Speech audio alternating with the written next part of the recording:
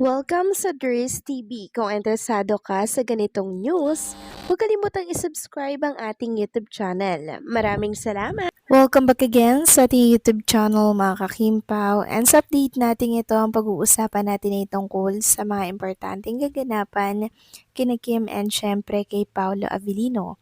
Pero bago po ang lahat, maraming salamat sa inyong patuloy na pag-support at pagsubaybay sa mga daily update natin. At sana po hindi kayo magsawang sumuporta. So unahin nating pag-usapan ng tungkol dito sa trending ngayon sa X na kung saan ay pumalo po sa 50K ang post. Yes mga kakimpaw, ito yung Kim Chu and Paolo Avellino announce third series Copino for November.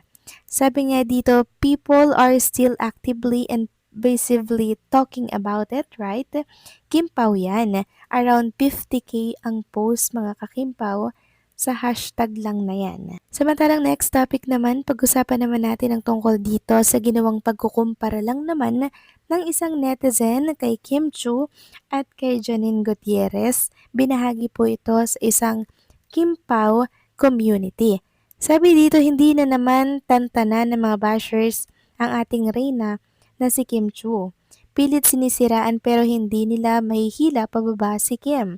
Pwede niyong subukan pero hindi kayo magtatagumpay, mga bashers lang kayo. So sa comment section mga kakimpaw, hindi po maganda umayaw ang mga supporters ni Kim and supporters po nitong si Janine Gutierrez. Merong mga bumabatikos kay Kim, ganun din kay Janine Gutierrez. Katulad na lamang po ng sinabi ng isang netizen. Sabi niya, walang curve, talagang diretso lang. So si Kim Chu po ang tinutukoy niya. Tapos may nag-comment naman, yung idol mo naman ang lapad ng katawan. So kung makapangbatikos sila kay Chinita Princess at makapanglait mga kakimpaw, no? Para bang perpekto yung idol nila. Kung akong mas pipapapiliin, ang pipiliin ko yung katawan ni Chinita Princess. Alam niyo kung bakit? Kasi hindi naman payat si Kim Chu eh. Fit lang siya at mas gusto ko yung katawan niya kesa po sa malapad na katawan. Kaya sana please lang tantanan na po ang pagkukumpara kay Kim and dito kay Janine Gutierrez.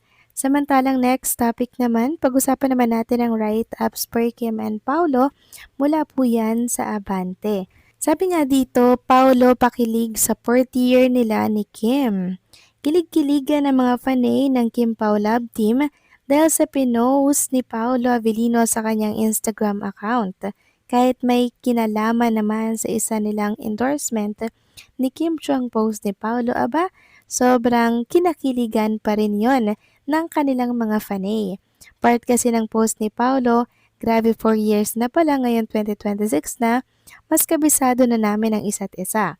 At sabi nga namin kahit tungkol yon sa isang dessert ng iniindorso nilang fast food restaurant, napatili pa rin ang mga fanay.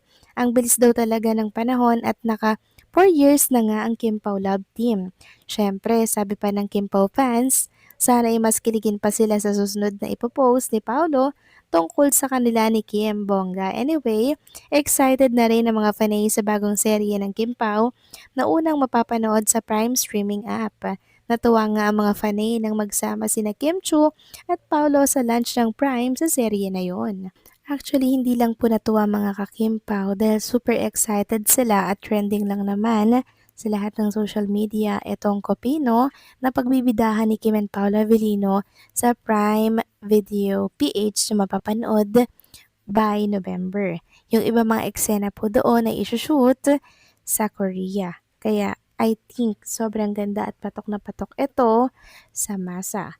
Samantalang next topic naman, pag-usapan naman natin ang tungkol dito sa naging photoshoot ni Kim and Paolo kasama po ang iba pang mga artista mula po sa GMA, sa ABS.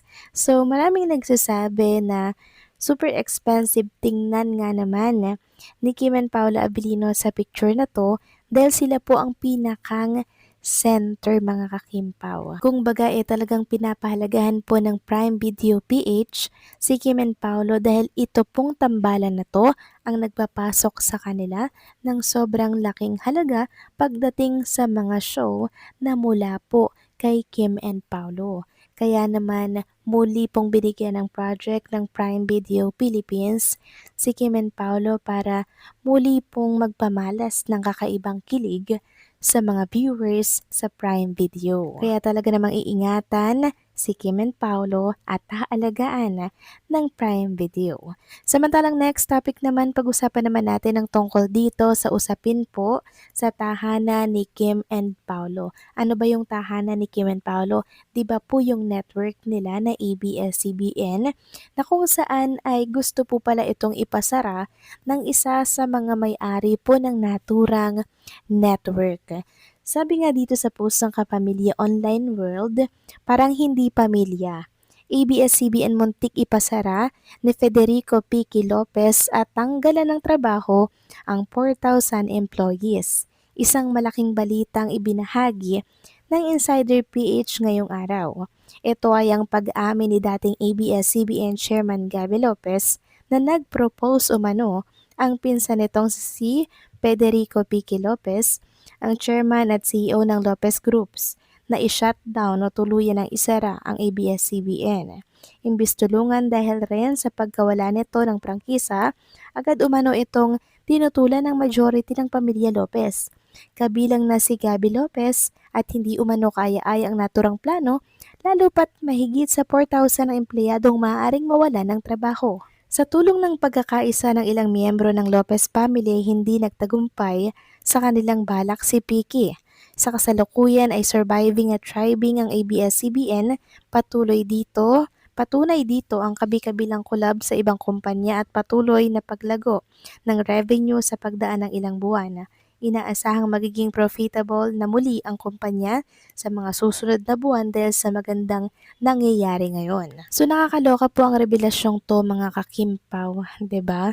Dahil sarili mong kapamilya, talagang sa halip po na ikaw ay tulungan para maitaas, maibangon yung lugmok na network or yung business, siya pa po mga kakimpaw ang suggest na ipasara at i-shutdown ang naturang network. So mabuti na lang humanap po ng alternative way itong ilan sa mga Lopez para po maisalba ang naturang kumpanya. Kasi kung isa-shutdown nga naman yan, kawawa po yung mga empleyadong umaasa sa naturang network. At ayan nga dito, mahigit 4,000 empleyado ang mawawalan po ng trabaho. At kabilang po sa 4,000 employee na yon, si Kim and Paolo kung natuloy po ito. Kaya't mabuti na lamang mga kakimpaw, nakagawa po sila ng paraan. And ang surviving nila ngayon ay ang pakikipag-collab sa TV5, sa GMA Network, dahil dito po sila unti-unting bumabangon. So kayo ba mga kakimpaw, anong masasabi ninyo dito? Please comment down below. So paano hanggang dito na lamang po ang update natin? Maraming salamat po sa patuloy na pagsuporta.